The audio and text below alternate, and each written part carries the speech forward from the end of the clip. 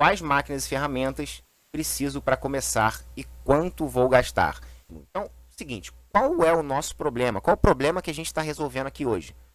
Não sei por onde começar. Quais ferramentas comprar? Né? Como eu falei, isso é uma dúvida de todo mundo quando começa. Né? A gente não começa sabendo quais ferramentas existem, para que elas servem, esse tipo de coisa. Para que elas servem, né? E no final das contas, sem ferramenta não tem projeto, né? Sem ferramenta não tem treino, não tem erro, não tem acerto e não tem evolução. Então, se a gente não tem as ferramentas, a gente não consegue fazer nada, tá? Conto um pouquinho aqui da minha experiência para vocês. Então, o que aconteceu comigo, né? Quando eu tinha por volta de uns 13 anos, foi quando eu comecei a comprar as minhas primeiras máquinas. Eu já fazia algumas coisas com, sei lá, algumas ferramentas que eu tinha ali, um arco-serra, um martelo, enfim, tudo muito básico, né? Um estilete, umas coisas bem... claro, né? Eu era muito novo. Mas eu já gostava muito de fazer. Então, com 13 anos, eu comecei realmente a comprar minhas máquinas. Nunca vou esquecer. Foi uma furadeira e uma tico-tico da Black Decker, muito, muito básicas, o modelo mais básico. Eu comprei em um conjunto na Casa e Vide, tanto que veio numa caixa grande, assim, as duas dentro. Enfim, nunca vou esquecer disso. Foram minhas primeiras máquinas de robista, super básicas. E eu usei muito, duraram muito, enfim. É claro que eu tinha um ritmo menor do que eu tenho hoje em dia, mas, cara, eu fiz horrores. Elas, pro início, cumpriram muito o objetivo delas. Então, eu usava, assim, comprei e tal, mas o que acontecia? Eu usava sem saber tirar o melhor proveito de cada uma delas. Eu fui aprendendo meio que na marra. Essa semana eu já falei daquela curva de aprendizado. Então, o que acontece? Quando a gente tem informação antes de praticar, quando a gente busca conhecimento e tem aquele conhecimento antes da gente praticar, a nossa curva de aprendizado, ela fica muito mais curta. Digamos que para alguém que não teve orientação é uma curva, né, uma parábola, digamos assim, e para quem tem é uma linha reta. Então você, na verdade, uma curva não, é um rabisco daqueles de hospital, né? Porque você sobe, desce, erra, acerta, enfim, é uma loucura. Então eu usava as máquinas sem saber tirar o melhor proveito delas. Sem contar a questão de segurança, né, pessoal? Mas eu fui começando aos pouquinhos, do básico, né? Ali uma furadeira, uma tico-tico, já pode até machucar. Eu já me machuquei com uma furadeira, por incrível que pareça. Mas, eu, sei lá, tomava os cuidados e tal, mas não é a melhor situação, né? Não é a melhor situação. Eu não indicaria você sair fazendo isso. E à medida que eu fui me envolvendo mais, eu passei a estudar e a praticar diariamente. Então eu fui começando a tomar gosto pela coisa, fui começando a buscar informação, então estudar mais sobre aquilo. E eu não passei, e eu não só passei a ter mais segurança, então obviamente eu entendendo daquela máquina, eu passei a ter mais segurança para operar aquela máquina, e as ferramentas, é claro, como também a fazer trabalhos mais profissionais, né? Isso aí é uma consequência também. E quando eu passei a dar aula, eu criei algumas metodologias, dependendo da máquina, eu criava algumas metodologias para cada máquina, ensinando a usar elas para deixar os meus alunos mais seguros, né? Deixar aquele trabalho que eles estão fazendo mais seguro e dar um entendimento prático de como trabalhar. Porque se você dá esse entendimento de como trabalhar com a máquina, se você dá um passo a passo, mais ou menos, ali, se você, né, faz uma coisa mais palpável, mais visual, a pessoa lembra daquilo toda vez que ela vai usar aquela máquina, beleza? Então, deixa eu dar um exemplo aqui para vocês. Eu peguei essa meia esquadria, porque eu peguei ela de exemplo para mostrar para vocês como eu fazia. Tá todo mundo aqui na tela? Beleza. Como eu fazia aqui mais ou menos com a meia esquadria para ensinar ela. Então as primeiras coisas eram a respeito de segurança. As pessoas nunca tinham pego em máquinas. Essa é uma máquina... ela, na verdade, das perigosas, eu acho que ela é menos perigosa, tá? Mas, enfim, segura aí. Como é que eu fazia? Ó, galera, a primeira coisa que vocês vão fazer é pegar a madeira de vocês e encostar completamente. Acompanha o meu mouse aqui, ó. Encostar completamente aqui, ó, nesse batente, tá? No batente que é feito para você realmente encostar a madeira. Nunca tente cortar ela segurando solta ali no meio da base, sabe? Meio angulada, sem apoio. Então, ela tem que estar completamente apoiada, embaixo e atrás. Ok. Bote a sua mão para segurar a sua madeira, tá? Você vai posicionar a madeira, botar a mão para segurar, né? O passo 2.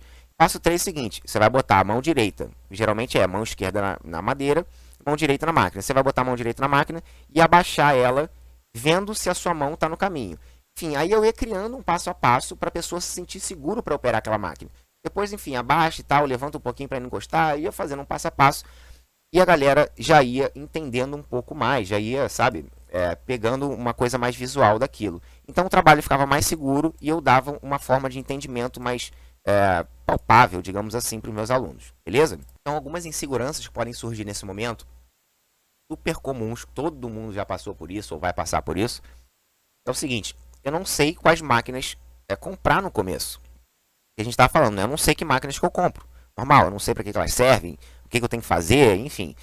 Eu não sei usar as máquinas, né? Como manusear direito, eu não sei. Eu tenho medo de usar, eu tenho medo de usar algumas máquinas. Algumas máquinas realmente são um pouquinho mais perigosas, né? Eu tenho medo de usar e me machucar. Para fazer objetos legais, eu preciso de máquinas grandes e caras? Essa pergunta eu recebo o tempo todo. Eu preciso investir muito em máquina? Não, não, tá? É claro que quanto mais você investir em máquina, você vai ter várias vantagens sobre a outra situação, que é você não investir em máquinas, tá?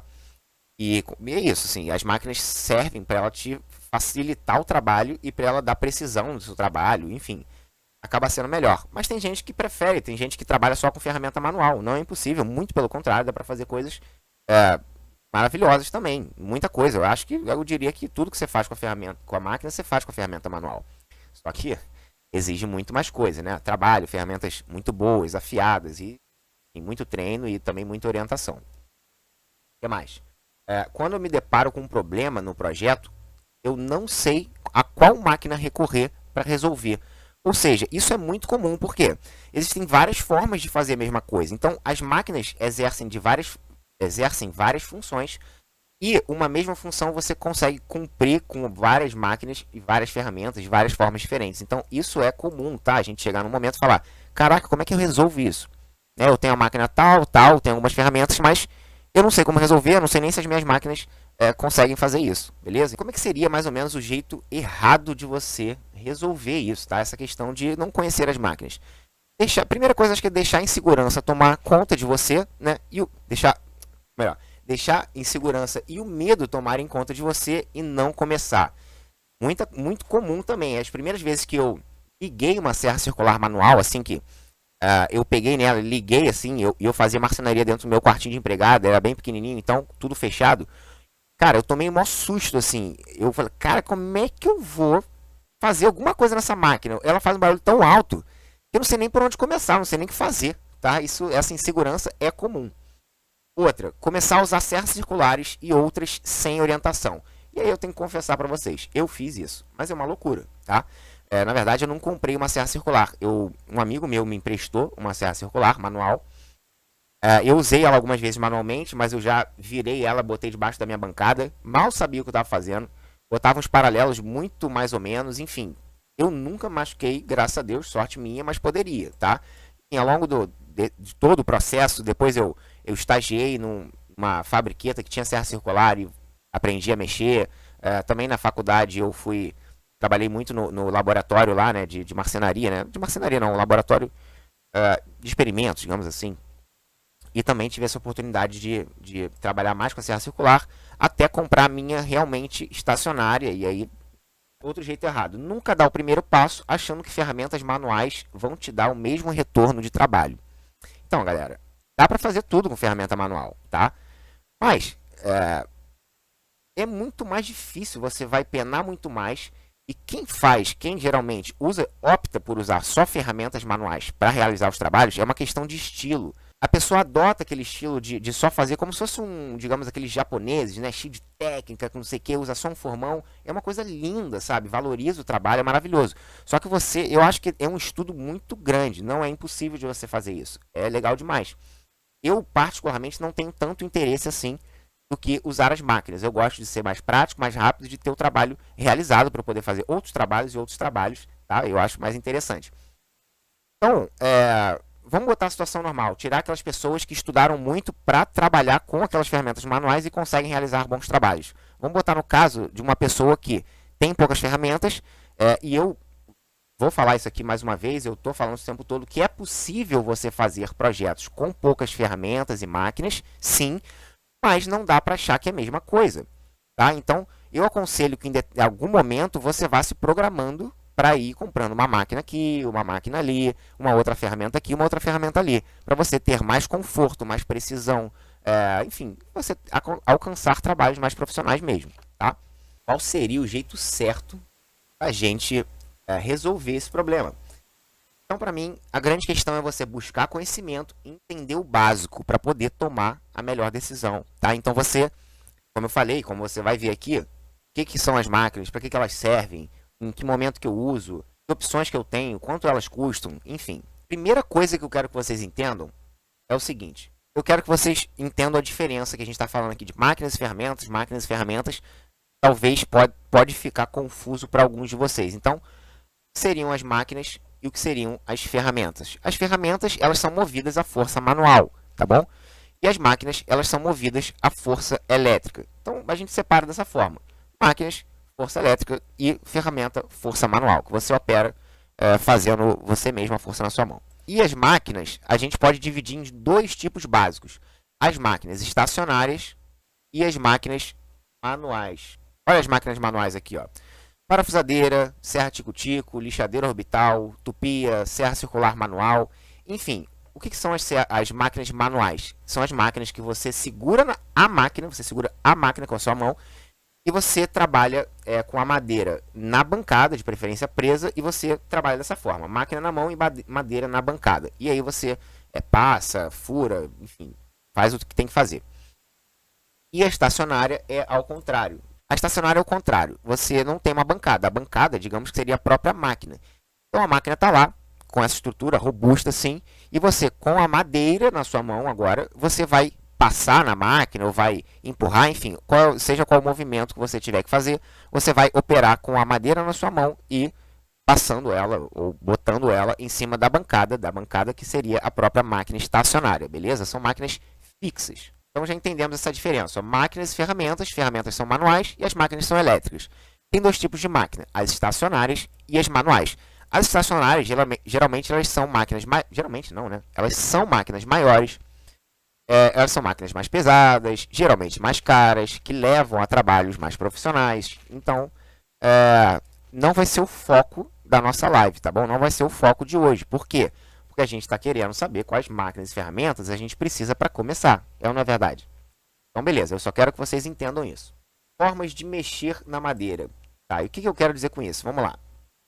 Eu fiz aqui um esqueminha para tentar mostrar para vocês, vocês entenderem o que eu quero dizer com isso aqui, ó, com formas de mexer na madeira. O que eu chamei de 5UMA. O que é o 5UMA? O 5UMA facilita o seu entendimento sobre o mundo da marcenaria, porque você entende todas as formas de interferir na madeira. O 5UMA é o seguinte, são 5 usinagens, montagem e acabamento. Geralmente, a gente até consegue entender isso como uma sequência. Na maioria das vezes, quando a gente opera uma peça, quando a gente trabalha uma peça de marcenaria, um projeto, né?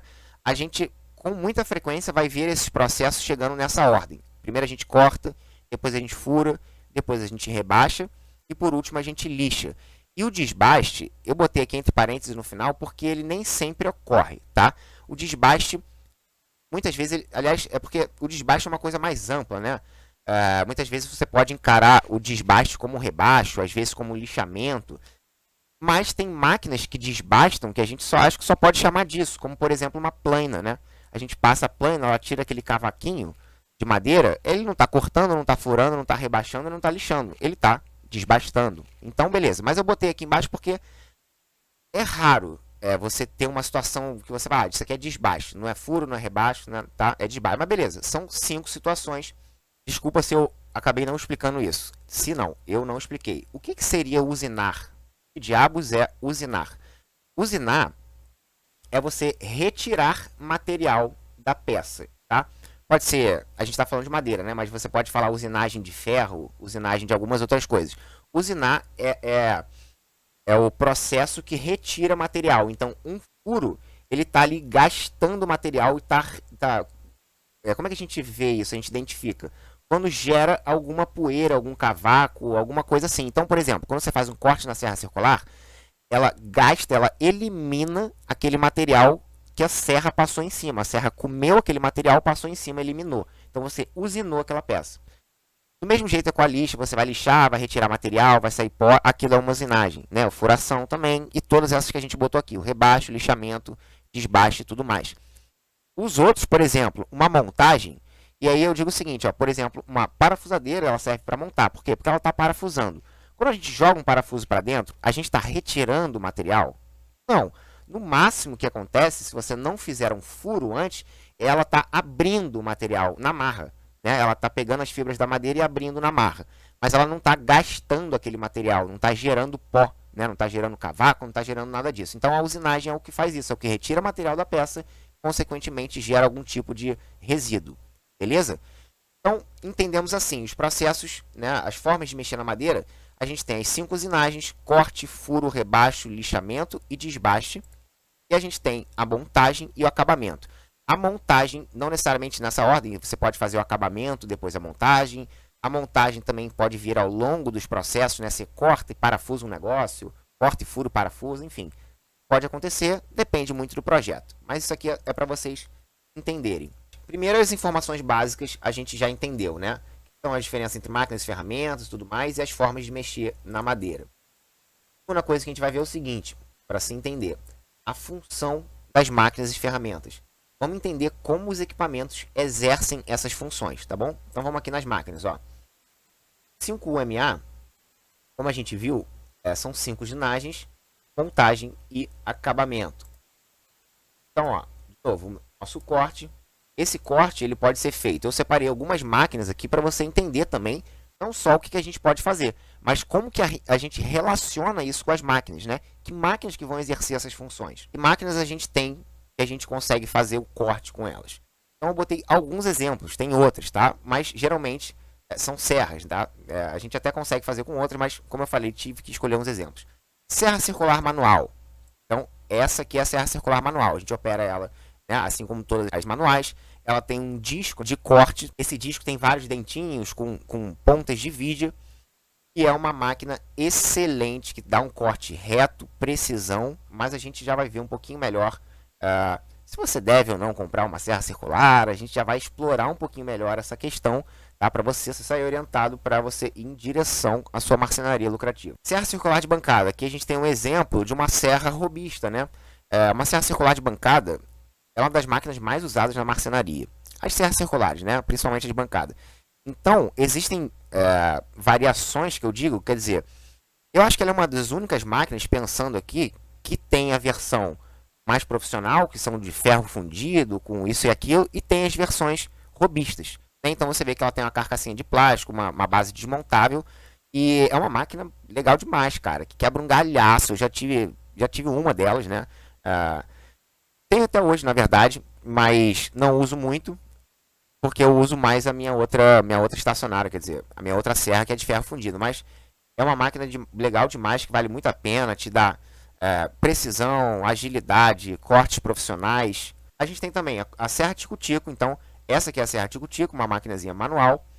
Em vez do disco de serra, ela trabalha com lâmina de serra. Então, a lâmina dela vai para cima e para baixo. O disco, é claro que ele gira. A lâmina vai para cima e para baixo, fazendo esse movimento oscilatório, e vai cortando madeira, beleza? A serra meia esquadria, que também é mais uma máquina, mais uma serra circular, e é uma serra meia esquadria. Essa máquina, na verdade, ela é muito prática, ela te dá muita praticidade. Ela é uma máquina que ocupa pouco espaço, dá cortes precisos, mas assim, se você for pensar bem, você consegue fazer muita coisa que ela faz na serra circular de bancada, e também com cortes manuais mesmo, na mão, sabe? Com gabaritos e tal, você consegue sim.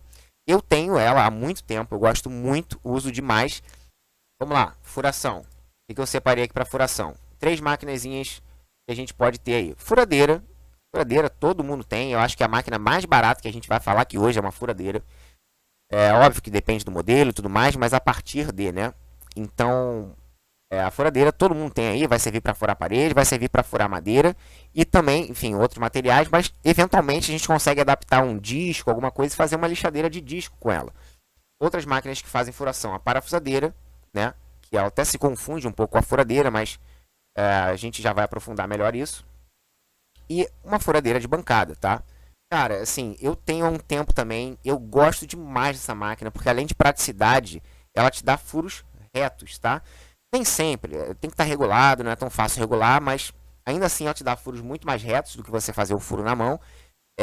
Enfim, para brocas tipo broca Foster, que fazem furos mais largos, ela também é mais robusta, mais interessante. Mas também é uma máquina que não vai ser de início. Como eu falei, a gente já vai ver em que momento que é interessante você comprar cada uma, né? Enfim, eu separei algumas situações para a gente ver isso logo logo. Rebaixo. A gente pode usar a tupia para fazer um rebaixo, que eu diria que é a máquina mais usada para fazer esse tipo de coisa, né? A tupia tem como função principal rebaixar, mas ela também faz outras coisas, como furo, corte, enfim. A parafusadeira, então a tupiazinha, a tupia laminadora que tem aqui. Existem outros tipos de tupia, na verdade, tem a tupia também de bancada, mas a manual existem dois tipos, a tupia laminadora e a tupia de coluna. A de coluna é maior, mais robusta, aguenta tipo trabalhos de rebaixos mais difíceis, né, em madeira maciça, em mais profundidade, com fresas mais largas. Mas a tupia laminadora quebra um galho danado. Se você for fazendo aos pouquinhos, você consegue fazer praticamente tudo que a outra faz. Então, sinceramente, eu nunca tive uma de coluna, mas eu tô doido para ter. Por enquanto, eu tenho só a laminadora, que é essa daqui magrinha, tá? Por que ela tem esse nome, laminadora? Seguinte, porque quando você cola uma fórmica em cima de um compensado, vamos supor, você pega essa tupia, bota uma fresa nela adequada, né, que é uma fresa que a gente chama de fresa copiadora, você consegue passar aquela tupia ali e laminar a fórmica, tá? Você consegue cortar a fórmica rente à madeira com essa fresa e com essa tupia. Então, a tupia laminadora. Próxima que faz rebaixo, a parafusadeira. A parafusadeira, assim como uma furadeira de bancada, foi só uma que eu escolhi para botar aqui, que faz rebaixo. Você pega uma broca e fura antes de chegar ao final da peça, você está fazendo um rebaixo. Esse é o conceito de rebaixo, a gente furar sem completar. E quando a gente fala furo, não necessariamente precisa ser um furo redondo. Pode ser um furo com algum formato. Vamos dizer, você desenha um coração na sua madeira. Você pegou a sua tupia, gastou ali aquele formato de coração e não foi até o final, né, da espessura. A madeira tem 2 centímetros, você abaixou 1 centímetro. Você rebaixou a madeira. Esse é o conceito de rebaixo, beleza? E a gente tem também, por exemplo, uma serra circular. Se você tem um pedaço de madeira e regula a sua serra circular para uma medida de 1 centímetro e a madeira é de 2, você vai passar a máquina e ela não vai cortar o meio, ela vai rebaixar de fora a fora. Isso é muito usado para fazer fundo de armário e gaveta, fundo de gaveta. Quem nunca viu aquelas laterais e fundo de gaveta, que tem os cortes, né, e a gente tem um fundo encaixado ali. Então aquilo é um rebaixo feito por serra circular. O lixamento a gente pode fazer com uma lixadeira orbital, com uma lixadeira rota-orbital ou com uma lixadeira de disco. Então, a lixadeira orbital é a menorzinha, a famosa treme-treme, ela é mais indicada para acabamento, mais do que para desbaste, mas ela quebra um galinho ou outro ali no desbaste, tá? Você sofre um pouquinho, mas dá. E ela é a máquina mais acessível, né? A lixadeira mais acessível, e você usa nela uma folha de lixa comum. Sabe essa folha de lixa que a gente usa para lixar a parede? Claro que de parede, madeira de madeira, mas o tamanho é o mesmo. E você pega aquela lixa, corta em 4 partes iguais, e uma dessas partes ela encaixa perfeitamente nessa lixadeira. Por isso que além de orbital, a gente chama ela de lixadeira 1/4.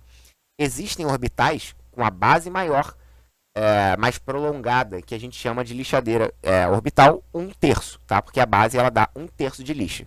Beleza? Então essa lixadeira orbital, provavelmente todo mundo que vai começar a comprar suas máquinas vai começar com a lixadeira orbital. E a rota orbital já é um nível acima, né? É uma máquina que ela consegue fazer desbaste, se eu não me engano, até polimento. Por quê? Porque você consegue regular a velocidade dela. Como é que ela funciona? Ao contrário da orbital, expliquei como é que funciona. Como é que funciona a orbital? Você tem a máquina aqui em cima, você tem a base dela. A base, ela gira excentricamente. Ou seja, ela gira em torno de um eixo, mas ela não gira, ela não completa o giro em volta de si mesma, sabe? Ela não faz isso, ó. Ela só passeia em volta de um eixo. Então, isso faz com que a máquina trema e lixe. E a rota orbital, ela faz tanto esse movimento que a orbital faz, quanto o de girar. Então, ela gira e ela também treme excentricamente. Ela é uma máquina bem mais, tipo assim, bem mais robusta, né? Ela faz os trabalhos mais rápidos, né? De desbaste, principalmente, até de acabamento. Você tem que até tomar um pouco de cuidado. Eu nunca comprei ela, já usei de um amigo, nunca comprei, mas é uma máquina que eu almejo também, tá? Eu quero comprar um dia.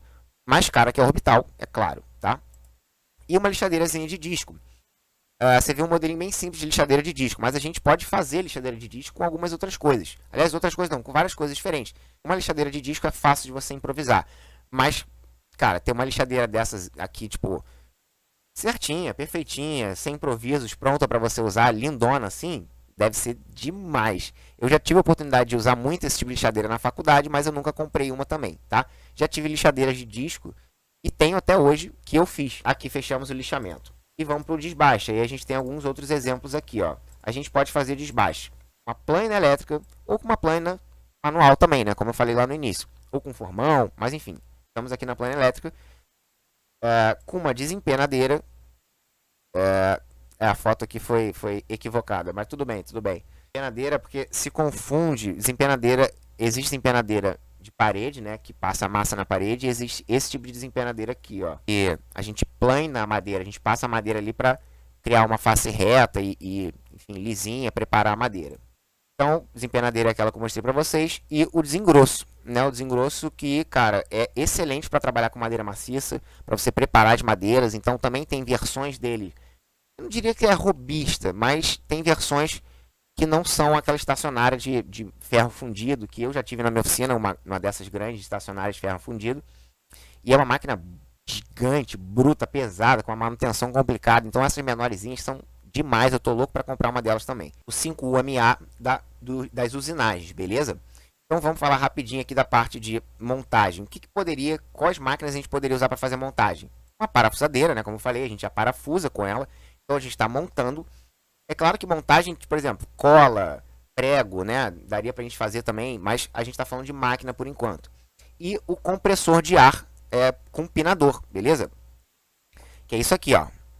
Compressor de ar com o pinador. Isso aqui é o compressor, o motor, né? Reservatório de ar. E isso aqui é pistola, que você é tipo uma pistola de prego, só que em vez de um prego sai um pino, que é mais fino. Mas cara, isso é maravilhoso demais, cara. Você bota a peça assim, né? Bota uma colinha e tal, plá, plá, plá, acabou. A peça tá montada e agiliza demais o trabalho. Eu gosto muito, mas nem sempre o trabalho te permite usar isso, porque ele fica uma marquinha, ou você assume aquela marquinha, ou você tem que passar uma massa, enfim. Mas é muito bom, é muito prático, principalmente para você fazer coisas rápidas para oficina, fazer um gabarito, fazer um negócio para você improvisado, para você exercer outro processo, outra atividade. E acabamento, né? Fechando o nosso 5UMA. Também o compressor, e aí a gente usaria com pistola de pintura, tá? O mesmo compressor, não o mesmo, mas faz o mesmo processo aqui, né? Que é gerar ar comprimido, e através da mangueira a gente chega na pistola de pintura e você faz os acabamentos. Você pode usar verniz, seladora, tinta, tem vários tipos de tinta, de verniz, seladora. Eu não sei se tem também, mas o que você consegue fazer na lata, muito provavelmente você consegue com mais diluição, né? Tem que ficar mais ralinho o produto para passar na pistola, mas você consegue também fazer dessa forma, tá? Então, a gente acabou de ver aqui as máquinas que fazem o 5UMA, tá? Agora vamos passar rapidinho nas ferramentas. A gente consegue fazer, como eu falei para vocês, a gente consegue exercer a maior parte, ou quase todas, ou todas as funções que a gente faz com uma máquina, a gente consegue fazer com as ferramentas. Mais complicado e, enfim, é um caminho mais longo, mais penoso, com menos resultado, mas não é impossível. Então vamos lá, ó. A gente consegue cortar também com arco serra, que o arco serra também é uma ferramenta que você consegue cortar madeira, dependendo da lâmina que você tiver, e consegue cortar metal, tá? Então eu acho muito interessante. E não posso deixar de falar, tô falando disso já em todas as lives, ó. Essa plaquinha eu fiz essa semana usando um arco serra. Tudo que eu usei para cortar essa placa foi um arco serra. Aliás, eu cortei com um serrote de um lado, japonês, e o arco serra de outro, só para testar. Mas eu mostrei que é possível você fazer um corte super reto com um arco serra, tá? Ficou bem no esquadro. Botei esse vídeo lá no canal, então vocês podem ver que é possível sim. Mas eu fiz uma peça, não fiz uma produção, não fiz várias peças, né? Já vira outra história. O que mais? Serrote de costa. Não uso muito, mas como alternativa talvez seja uma coisa legal. Eu não uso muito porque eu não gosto do acabamento dele e tal. Então, mesmo que eu precise cortar uma peça na mão, se eu não tivesse uma máquina, eu iria preferir o arco serra do que o serrote de costa. E o serrote japonês, que aí sim é uma maravilha. Só que é muito mais caro, tá? Esse modelo deve estar uns 300 e muitos reais, 330, sei lá, por aí. Eu já ganhei um de presente do meu pai. Valeu, pai. E eu uso, acho maravilhoso, é um corte excelente. mas é uma ferramenta mais carinha, tá? Então, talvez para o início não vale a pena muito a gente bater muito nessa tecla. E para furar, a gente tem aqui o arco de pua, que é essa ferramenta aqui, não muito utilizada mais hoje em dia, mas é uma ferramenta manual. E a gente tem também aqui, ó, furadeira manual. O que é isso aqui, ó? Isso aqui é uma furadeira, né, que ela tem uma manivela, talvez essa foto esteja melhor. Você segura nesse cabo aqui, tá dando pra ver, tá? Segura nesse cabo aqui e nesse, ou nesse daqui, e com a outra mão você gira essa manivela, você pode apoiar essa aqui na sua barriga também, e ele gira a ponta, cara, que você prende uma broca e ele vai fazendo furos. É muito interessante. Na época que eu gostava de fazer marcenaria até tarde, né? E os meus vizinhos não gostavam muito, é claro. Eu recorria eventualmente a essa ferramenta, porque eu queria fazer um furo e não queria usar nenhuma parafusadeira, né? Que por mais baixo que seja o barulho, de noite faz muito barulho, né? O rebaixo 5UMA, a gente pode fazer esse rebaixo com formão, tá? Uma ferramentazinha também que já vai mais para a parte de marcenaria tradicional, né? Muito interessante, exige muito treino, ferramentas sempre muito afiadas. E a plana vai no mesmo caminho, tá? Mesma coisa. Não que sirva para a mesma coisa, mas também tem que estar sempre muito afiada, é uma coisa mais técnica, mais complicada. Mas assim, para quem se interessa, vale a pena ir comprando, estudando, vai fazendo aos poucos e vai treinando. É legal e não é muito caro, as mais básicas. Também não são muito boas, vale lembrar isso. Uma plana cara tem a lâmina cara, tem a lâmina boa e ela aguenta muito mais, assim, a fiação, enfim, tudo aquilo. E uma grosa também é uma ferramenta que a gente pode chamar de lixamento, pode chamar de rebaixo, mas pode chamar de desbaste também, que uma grosa faz, né? Que a gente está desgastando a madeira de uma forma acelerada e meio bruta, né? O que mais? Lixamento. Botei também grosa e lima, por quê? Claro que você pode usar com uma lixa, você deve, né, manualmente lixar com uma lixa, mas tem uma ferramenta lixa é um insumo, beleza? Então botei aqui grosa e lima. Lima é uma ferramenta mais usada geralmente para metal, mas tem umas limas que tem um dentezinho um pouquinho mais grosso. Pô, usina madeira, que é uma maravilha, deixa um acabamento excelente. E, sinceramente, eu não tenho certeza se é só para metal, não. Acho que não. Acho que tem limas para metal e lima para madeira. Mas você vê a diferença do dente? Olha o dente da grosa.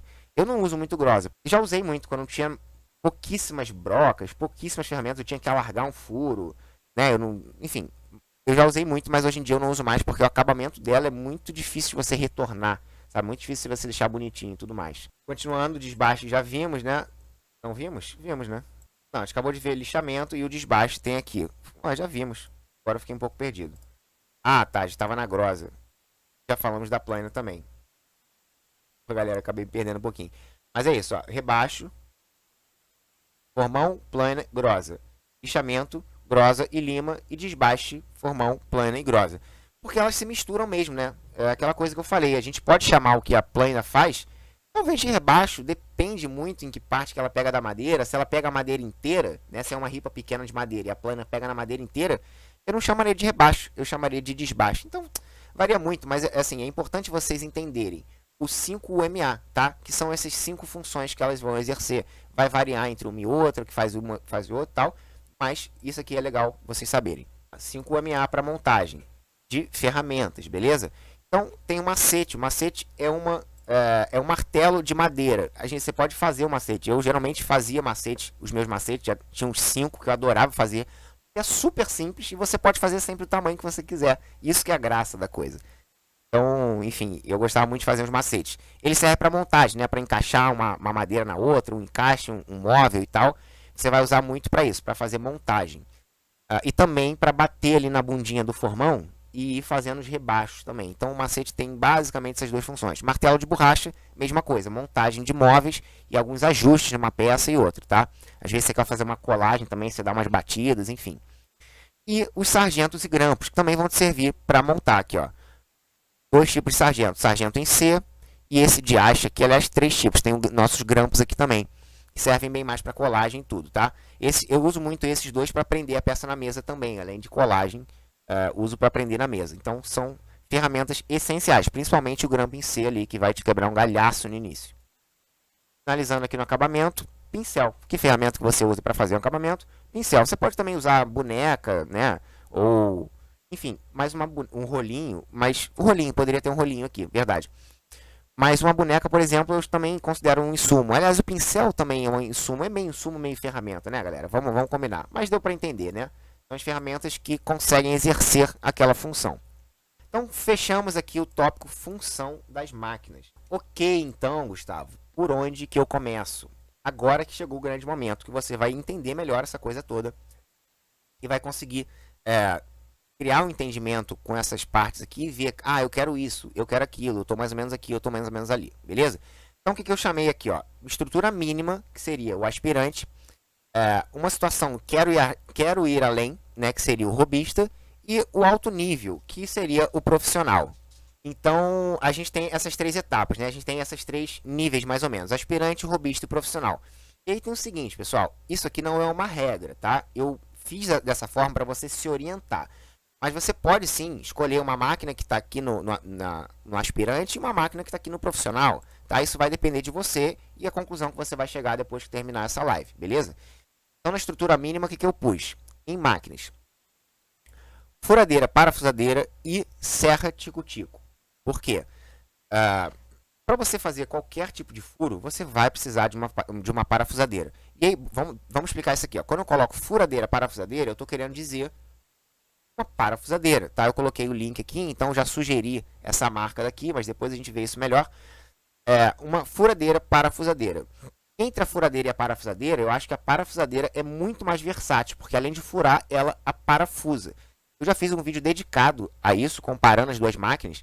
Inclusive, galera, eu vou deixar para vocês um link de material de apoio de uma playlist falando só de máquina. Pô, legal pra caramba, cara. E tem esse vídeo comparando a furadeira e a parafusadeira com detalhes. Eu acho que vai ser interessante depois você dar uma olhadinha, tá? Essa playlist é minha, tá? Vídeos que eu fiz do meu canal.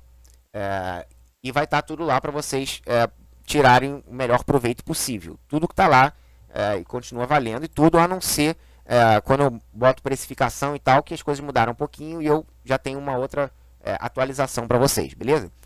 Então a furadeira e parafusadeira vai ser essencial nesse início, difícil abrir mão. E aí eu botei também uma máquina aqui, que é a serra tico-tico. Mas não dá para fazer na mão? Dá, a gente já vai ver isso, né? Falamos sobre isso já, mas eu vou te dar outras opções, além de você ter uma serra tico-tico, mas vale a pena porque não é uma máquina tão cara e vai te abrir um leque de possibilidades muito grande, tá? Vai te dar velocidade, não te dá tanta precisão, mas ela te dá velocidade e talvez um pouco mais de precisão que as... Bom, isso é variável entre as ferramentas manuais. Mas é um primeiro momento, então é uma máquina que corta e você consegue com ela e depois dali chegar a um acabamento legal. Também já vamos ver como fazer isso, tá? Então, botei aqui primeiro as máquinas de uma situação do aspirante. Duas máquinas. Parafusadeira, que ela também vai ser, consequentemente, uma furadeira. Ela tem uma função de furar e tudo. E é só botar uma broca aqui que ela fura, tá? Aqui, ó, a função de furar, ó. Tá vendo a broquinha aqui do lado? Enfim, eu não uso muito essa função de furar, mas ela fura do mesmo jeito na função de aparafusar. É igual, ela é uma máquina que fura e parafusa. Beleza? Então, vamos lá, ó. O que mais? Bom, eu acho que eu tenho que falar isso por mais que esteja no vídeo, mas para mim qual é a grande diferença da furadeira e da parafusadeira? A parafusadeira, ela tem uma catraca que é uma espécie de freio da máquina. Quando o parafuso chega no limite da madeira, que ele gera uma resistência muito maior, né? A cabeça do parafuso encontrou com a madeira, ele vai gerar uma resistência.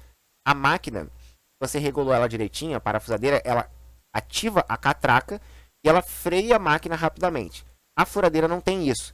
Então, se você chega no final sem muito controle, ela vai parar no tranco, quer dizer, ela vai parar no tranco, e aí o que pode acontecer? Pode quebrar o motor da máquina, pode desgastar o bit, o parafuso, e também pode afundar mais o parafuso, ela não parar. Né? Se ela não parar abruptamente, ela vai afundar mais o parafuso e vai fazer um buraco desnecessário na sua madeira. Então, furadeira, ela não foi feita para aparafusar, beleza? Falamos da furadeira, parafusadeira e da serra tico-tico. Como eu falei, a serra tico-tico é para você não ficar sofrendo tanto no início e perder o gosto pela coisa, né? Ficar tendo que fazer cortes manuais, que é meio complicado. E algumas ferramentas. Estrutura mínima, aspirante, ferramentas. Já vimos as máquinas. Algumas ferramentas que eu indico. Sargentos e grampos, como a gente já viu o que era o sargento e grampo. Arco-serra. Para quem não sabe o que é um arco-serra, arco-serra, aliás, a gente já mostrou também o arco-serra, acho que a gente já mostrou todas, né? Então eu nem vou clicar. Chave multiuso. É isso aqui, ó, nada mais do que uma chave que você consegue encaixar na ponta dela ponteiras diferentes, ou seja, você consegue encaixar uma ponteira Phillips, uma Fenda, uma Allen, uma sextavada, então você não precisa comprar todas as chaves, você compra uma chave multiuso, tá? De bit. Martelo, alicate universal, esse é o alicate universal, para quem não conhece, então no início você não vai ter, por exemplo, um jogo de chave de bocas, tá? Para você tirar e botar um parafuso sextavado e tal. O alicate, ele quebra um galho de várias coisas. Ele não, assim, na minha opinião, ele não exerce perfeitamente bem nenhuma função, mas ele quebra muitos galhos. Então, vale a pena ter e, cara, é uma ferramenta que não é cara, tá? Então, vale a pena. Você consegue gripar uma porca para apertar e tirar um parafuso, enfim. Então, temos sargentos e grampos, arco-serra, chaves multiuso que a gente já viu, martelo, todo mundo sabe, alicate universal, acabamos de ver, estilete, que é esse carinha aqui, ó. O estilete, cara, pode ser uma coisa boba, mas ele também faz muita coisa, inclusive apontar lápis, desgastar madeira, rebaixar madeira, um estilete é bem interessante. Fora fazer acabamento em várias coisas, né? Às vezes a gente trabalha com vinil, o estilete faz acabamento e tal. O que mais? Kit de brocas e bits. É um kitzinho que tem uma variedade grande de brocas e bits. Bits são essas ponteiras que eu falei para vocês, tá? Que ela tem a pontinha de Phillips, pontinha de Fenda, pontinha de outras coisas. É legal você ter isso no início, aí você compra logo tudo de uma vez, um jogo só, e, cara, vale muito a pena. Não tem como, você vai ficar comprando broca individual, vai sair muito mais caro no final das contas, e você vai ficar muito mais limitado, tá? E você vai ter que ter broca, né? E o bit também. Ferramentas de medição e marcação. Régua de metal, trena ou metro, lápis ou lapiseira, esquadro e compasso. Então, reguinha de metal, né? Muito, muito importante para marcenaria. Trena, todo mundo conhece, lápis, lapiseira. Esquadro é um esquadro de marcenaria, então ele apoia aqui na madeira, ele permite que você trabalhe de forma específica com a madeira, tá? E o compasso, que é bem importante, já ensinei a fazer um compasso aqui no canal. O que a gente gastou com isso? Ó, eu já indiquei essas máquinas aqui. Para as outras ferramentas, tirando o kit de brocas, tá? O kit de brocas é na base de R$60 mais ou menos, 90 eu acho. E os outros eu considerei R$20 em média para cada uma das ferramentas. Sargento e grampos eu considerei 3 vezes. Então isso dá um valor para a gente de R$630, tá bom? É um investimento inicial com serra tico-tico, furadeira, parafusadeira, que você vai conseguir fazer tudo aquilo que a gente falou. Corte, rebaixo, furação, tudo não, mas muita coisa que está no 5UMA a gente consegue fazer, inclusive montagem, né? Com a furadeira, parafusadeira. Estrutura mínima aspirante, R$630 e essas máquinas que a gente já falou. E na robista? A estrutura robista, que é profissional, né? Eu quero ir além e alto nível. Eu entendi que é a estrutura mínima, mais isso que eu estou botando aqui, mais as máquinas e ferramentas que eu estou listando aqui embaixo. Então não fui repetitivo, tá? Não vou repetir, mas eu entendi que o primeiro passo é o aspirante. Vocês acham que também, né? Beleza, que bom. Vamos lá. Primeira coisa, máquinas e ferramentas. Vamos lá, quais máquinas?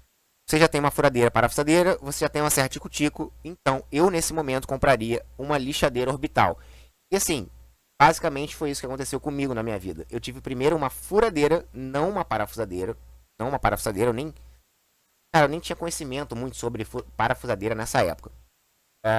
Mas eu não sabia os benefícios que ela podia nos trazer, né? Já sabia que existia, mas enfim, eu estava comprando as minhas primeiras. Então, já tinha furadeira, já tinha serra tico-tico e eu estava cansado de lixar na mão, né? Tava cansado de sofrer. Comprei uma lixadeira orbital e ela eu indico para vocês. E aí também eu botei aqui a tupia, né? Para esse primeiro momento. A tupia ela vai te abrir um leque gigantesco de possibilidades. Rebaixo, furo, cortes circulares, acabamentos perfeitos, boleados, chanfrados. Cara, a tupia faz muita coisa, tá? Tudo isso, chanfrado, boleado, tudo isso são rebaixos também, tá? A lixadeira orbital, cara, algumas máquinas não foram fáceis de achar marcas mais estabilizadas, sabe? A gente tem aqui essa marca Mundial, que eu acho que algumas pessoas já conhecem. Eu não sei se ela é brasileira, mas ela já está no mercado há um tempo, vende outros eletrodomésticos e está num preço legal. Eu também já comprei muita máquina, essas do início principalmente, né? Básica da básica, e me supriram bem durante muito tempo. Ah, mas então eu posso comprar as máquinas mais baratas? Depende, isso não tem uma resposta certa. Eu já comprei máquinas baratas que me deram. Que não funcionaram, que em 2, 3 meses ela estava quebrada. Mas normalmente elas funcionam por um tempo ok, tá? Funcionam bem e depende muito da quantidade de uso que você vai aplicar naquela máquina, né? De frequência, de uso e tudo mais. Então, essa lixadeirazinha aqui da Mondial está na nossa lista. E a tupia, que é essa tupia laminadora, tá? E aí tem o seguinte, essa tupia, cara, a tupia tá tão caro que eu peguei uma que por acaso foi a primeira que eu tive também, essa verdinha, que é uma tupia meio que sem marca, sabe? Tá até escrito aqui, tupia Siga Tools, mas é aquelas marcas genéricas da China. Também, cara, eu usei demais essa tupia e eu não aconselho você gastar, sei lá, 500 pratos numa tupia da Bosch. Compra essa daqui, treina, testa, vê se o negócio é legal e depois você compra uma mais cara. Então, essa tupia tá na nossa lista, beleza? De ferramentas, torno de bancada. Isso é uma espécie de morsa. Você prende na sua bancada e você consegue prender uma peça, um parafuso, muita coisa para você cortar, furar, lixar, aparafusar. Isso aqui, para quem está começando, é muito, muito, muito bom, tá? É excelente. Eu não abriria mão de ter isso. Então, se você já tem uma bancadinha aí, separa um espaço no cantinho, prende um torninho desse, vai te abrir um leque de possibilidades também muito grande, tá? Tem muita coisa que você fica meio perdido, sem saber como trabalhar, e você prende no torno, fica perfeito, beleza? Então, é o primeiro aqui da lista do robista, do Quero Ir Além. Mais sargentos, porque sargento nunca é demais, então você vai precisar ter mais sargentos, então botei mais alguns sargentos aqui. Medição e marcação, eu já botei o paquímetro e o graminho. O paquímetro é essa ferramenta aqui que a gente vai usar para medir circunferência. Então, por exemplo, quero fazer um furo da medida tal, quero fazer um furo que encaixe perfeitamente aqui. É muito comum você pegar o paquímetro e medir suas brocas para conferir qual que é. Tá com 4,5, 5, 5,5 para fazer um furo exato, para encaixar perfeitamente com o que você está querendo trabalhar ali, com pino ou cavilha que você está querendo encaixar. Pode parecer um pouco específico o paquímetro. Pô, mas eu vou ter uma ferramenta só para medir circunferência? Não é específico. O paquímetro serve para medir profundidade, circunferência externa, interna, espessura de madeira e de outros materiais. Então, é uma ferramenta importantíssima, beleza?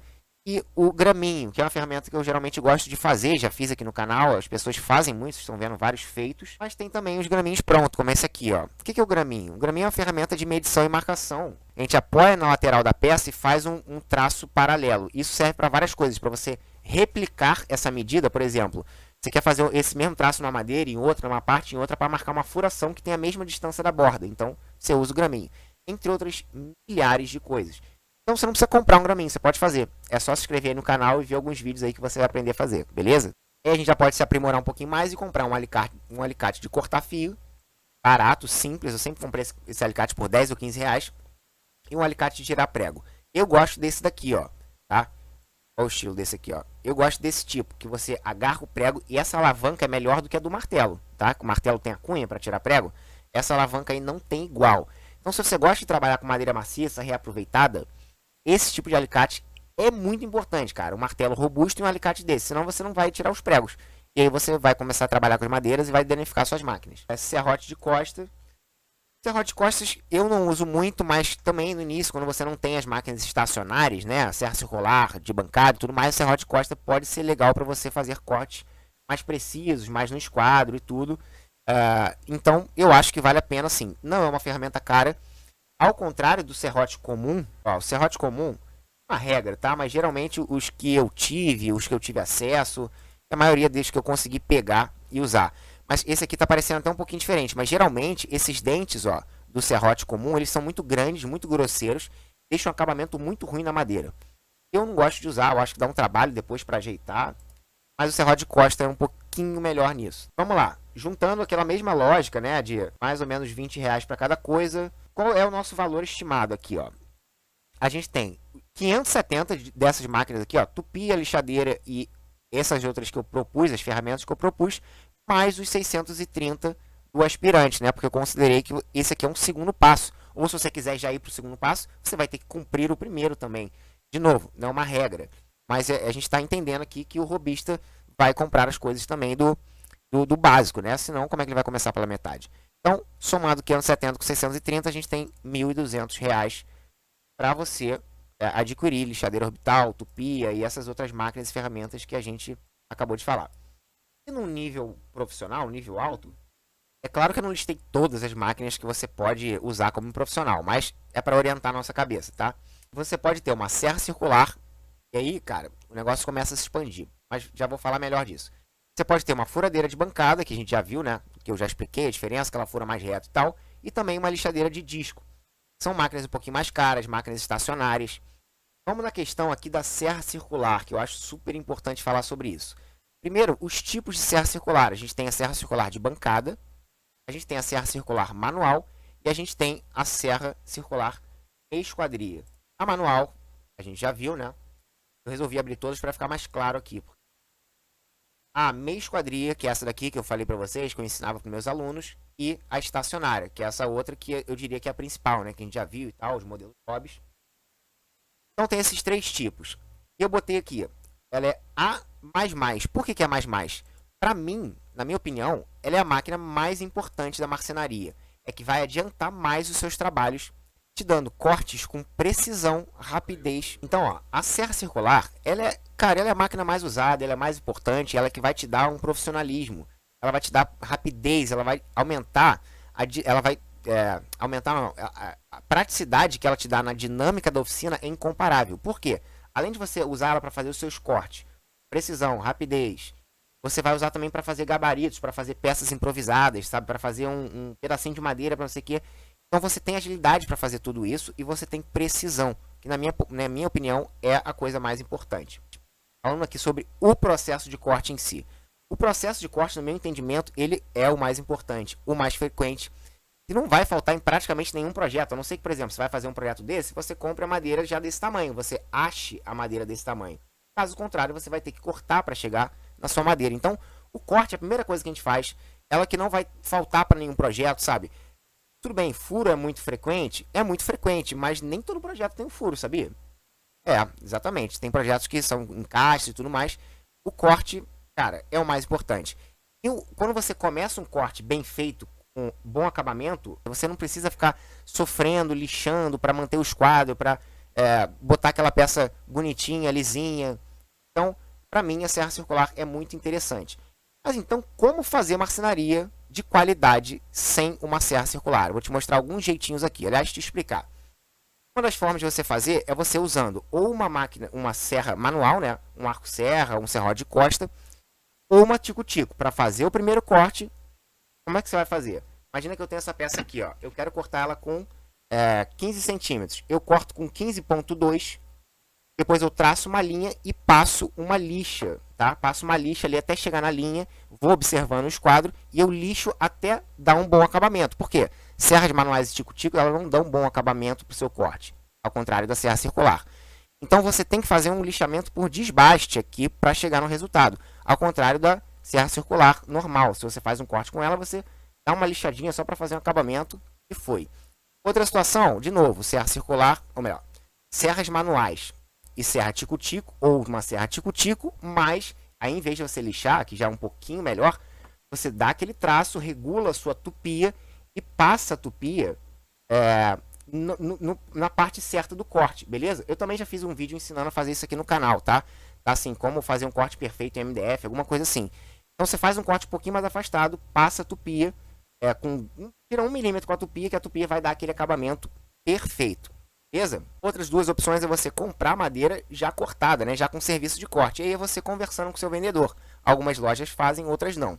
Outra opção, se ela não faz, é você comprar separado na loja e tentar levar no marceneiro, né?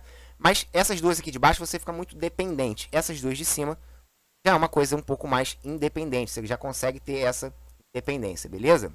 E as ferramentas, eu já indicaria um serrote japonês, que eu já mostrei, uma ferramenta muito boa, muito legal, mas cara. A plana, que talvez não seja tão cara, mas você tem que treinar muito. Assim, eu nem uso muito plana, porque é isso, tem que treinar muito, deixar sempre afiado. E o formão vai no mesmo barco. Mas, para quem está querendo já se especializar mais, chegar num nível mais legal, são ferramentas interessantes. E jogos de chaves. Que chaves? Chave Allen e chave de boca. Chaves combinadas, né? Que são aquelas chaves que vão apertar e desapertar parafusos sextavados. Beleza? Então, essas ferramentas aqui fecham a parte do alto nível, do profissional. E o que a gente tem de soma?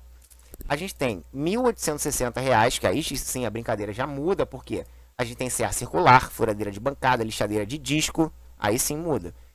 E mais os R$ 1.200 lá do aspirante robista, a gente tem uma situação de R$ 3.600. Beleza?